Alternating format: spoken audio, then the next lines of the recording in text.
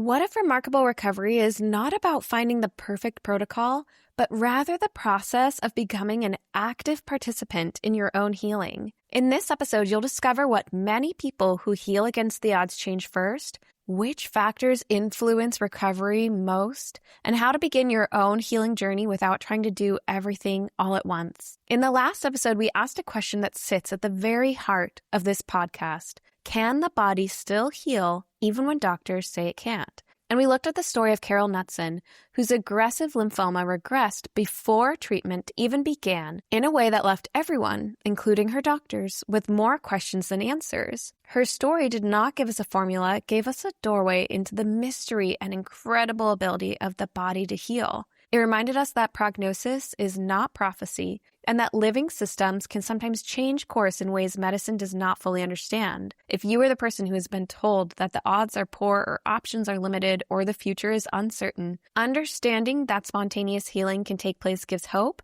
but it doesn't necessarily give you something you can take action on. And at some point, you want to do something about your health, right? Because once you begin to believe that healing may still be possible, the next question is almost always, where do I begin? It can start to seem as though the only way to heal is to change everything overnight, become an expert in every therapy, follow a perfect protocol, and somehow do it all while you're exhausted, afraid, and possibly feeling very sick. That is not what I want for you. When I look at remarkable recovery stories, I do not see one tidy formula. I see something very complex. But most importantly, again and again, I see people who reach a moment where something inside of them shifts, and that is that they become an active participant in their own healing.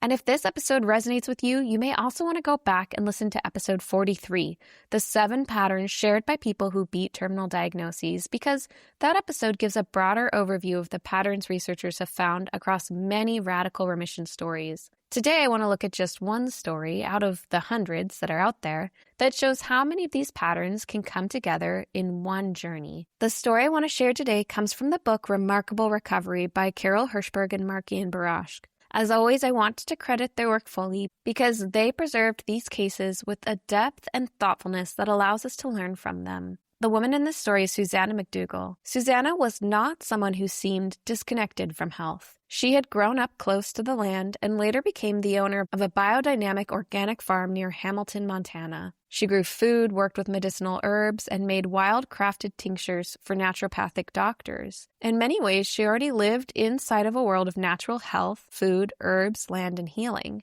Then in February of 1987, she went in for routine pap smear. During the exam, an ovarian growth was discovered. A sonogram showed a dark area within the mass, which raised concern. Susanna initially chose to wait before receiving conventional treatment, working with an herbal and dietary regimen and seeing a naturopathic practitioner weekly. But when another sonogram showed the mass had not changed, she scheduled surgery. That April, surgeons removed a large cyst in one ovary. At first, it sounded as though everything was okay. Her doctor told her things appeared fine and that she could go home when she was ready. Then a few days later, the call came. The pathology report showed aggressive, high-grade ovarian cancer. She was told she needed to return immediately for a hysterectomy, and when she sought a second opinion, the message was essentially the same. Without the operation followed by chemotherapy, she was told she would likely not live a year. Before she left, Susanna hugged the doctor. She thanked him for his advice, and she told him she would go home and think about it.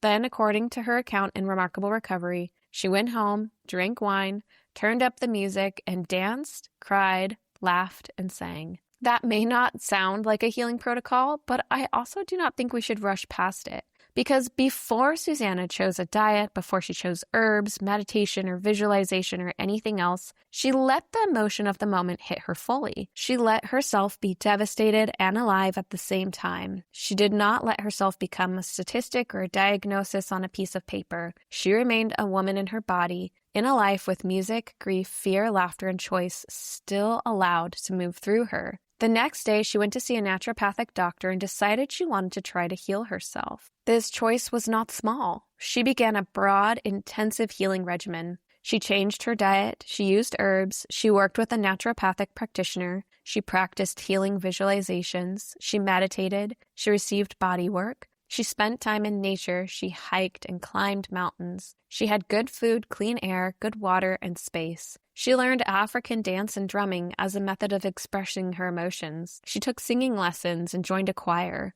Her elderly neighbor prayed for her every day. Do I think every single one of those things can be turned into a prescription for everyone listening? No, not necessarily. That would probably be too simplistic. But I do think we should notice the pattern. Susanna did not only ask what can kill the cancer, she began asking instead through her choices, what can restore life in me? She was not just fighting disease, she was building an environment around life.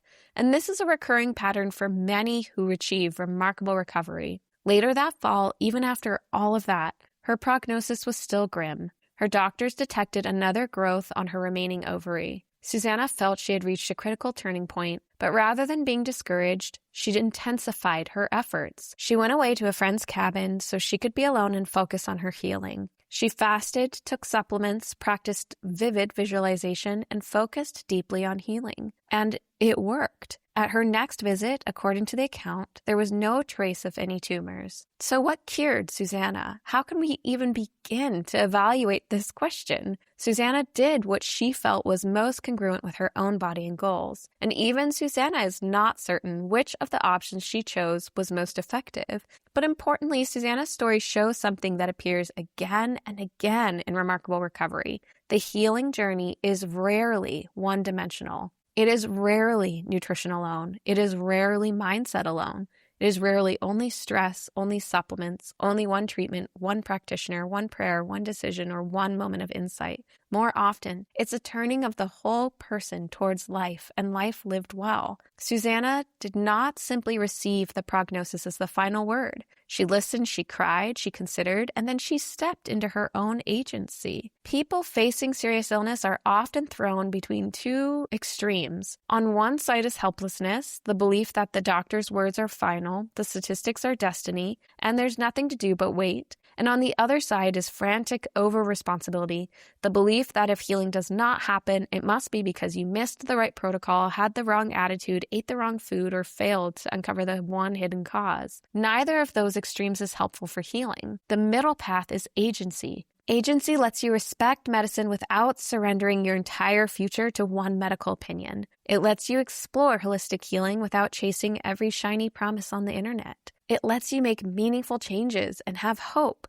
That is what I want listeners of Renegade Remission to understand. Your healing journey does not begin with a perfect protocol. It begins with the decision to become lovingly, intentionally, intelligently, and courageously engaged with your own life. For a long time, medicine has divided human beings into parts. There's the tumor, the immune system, the blood work, the organ, the medication, the scan. But the body itself is not divided in the way our medical categories often are. The immune system does not operate separately from stress hormones. Metabolism does not operate separately from sleep. Inflammation does not operate separately from food. The nervous system does not operate separately from trauma, fear, safety, or connection. And digestion does not operate separately from emotion. Your physiology responds daily to the life you are living. That is what makes remarkable stories so difficult to study and so important to study. If someone changes 10 things at once, conventional research struggles to isolate the active ingredient. We cannot know whether it's diet, herbs, meditation, movement, community, the immune system, or something in the biology of the tumor itself. We cannot know, because healing is not only the destruction of disease.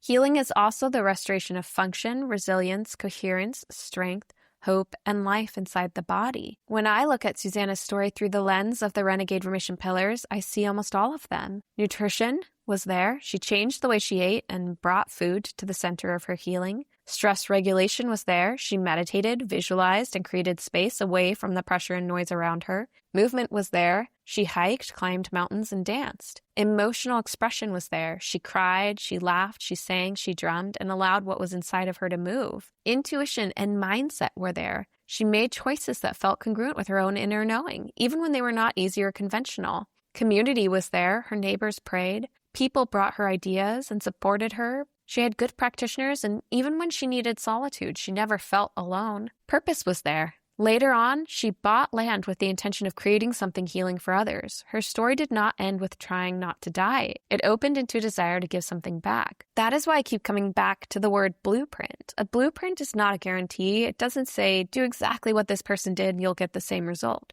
Rather, a blueprint, in today's vernacular, refers to any detailed plan, outline, or model that serves as a guide for accomplishing a complex task, goal, or future development. A healing blueprint says, these are the areas that seem to matter again and again. These are the doors worth knocking on. These are the places where the body may still be responsive. And that is the work of this podcast, to walk you through those doors one by one. If you're listening right now and thinking, I can't possibly do everything Susanna did, I want you to hear me clearly. You are not supposed to.